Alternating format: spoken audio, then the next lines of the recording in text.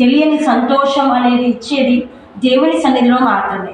దేవుని యొద్ద అంటే ఒక ఫ్రెండ్కి పెట్టి చెప్పుకుంటే మన హృదయంలో ఉన్న బాధ అంతా ఎలా తొలగిపోతుందో, అలాగే మన దేవునికి మనం చెప్పుకుంటే ఈరోజు నా సమస్య నా దేవునితో నేను షేర్ చేశాను అని తెలియని సన్నిధి, తెలియని ఒక ధైర్యము.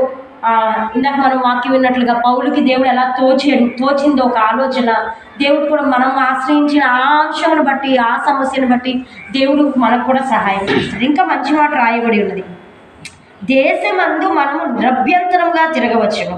మనం ఈ పట్టణములను కట్టించి వాటికి ప్రాకారములను, గోపురములను, గుమ్మములను, ద్వారబంధములను అమర్చుదము. కాగా వారు పట్టణములను కట్టి వృద్ధి నొందిరి.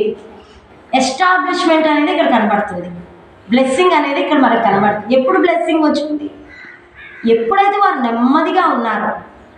నెమ్మది ఎప్పుడు వచ్చింది? వారు దేవుణ్ణి ఆశ్రయించడం బట్టి.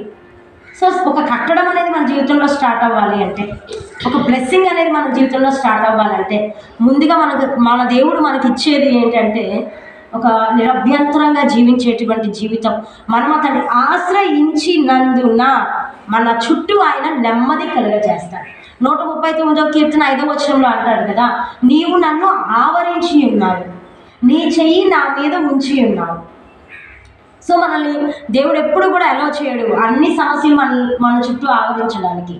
అపవాది అలా పెట్టాలని చూసినా సరే, ఎప్పుడైతే మనం ధైర్యంగా తండ్రి సింహాసనం దగ్గరికి మనం విశ్వాసంతో వెళ్తామో, తండ్రి నిన్ను ఆశ్రయిస్తే మాకు నెమ్మది కలుగ చేస్తానన్నావు. ఈ క్రానికల్స్ 2వ దినవృత్తాంతం 4:7లో మీరు మాట్లాడారు కదా, మరి మాకు ఈ విషయాన్ని బట్టి నెమ్మది లేదు, ఈ విషయాన్ని బట్టి సమాధానం లేదు, కాబట్టి ఒక సమాధానం అనుగ్రహించు ప్రభువా అని మనం అడిగితే, అందుకే ప్రభు అన్నాడు, సర్వోన్నతమైన స్థలములో ఆయనకి మహిమ, ఆయనకి ఇష్టమైన మనుషులకు భూమి మీద సమాధానం.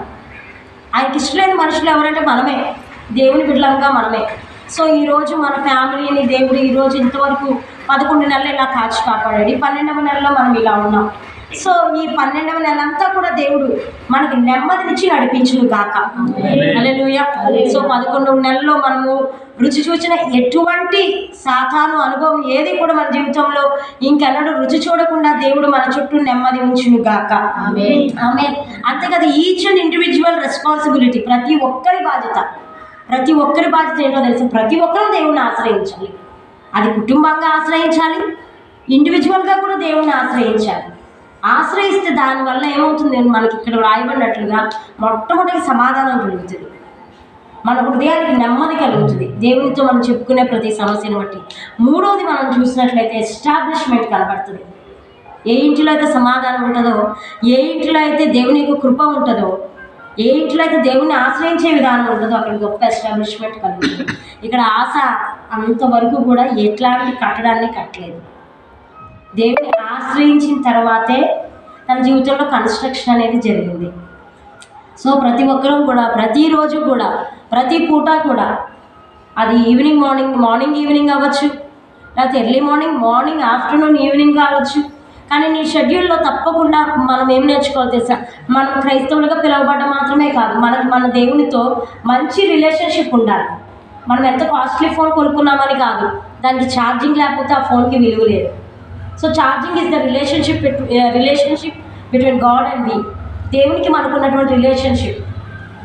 మళ్ళీ చూడండి, రీఛార్జ్ లేకపోయినా ఫోన్ వర్క్ అవ్వదు కదా, టైం టు టైం రీఛార్జ్ అవ్వాలి.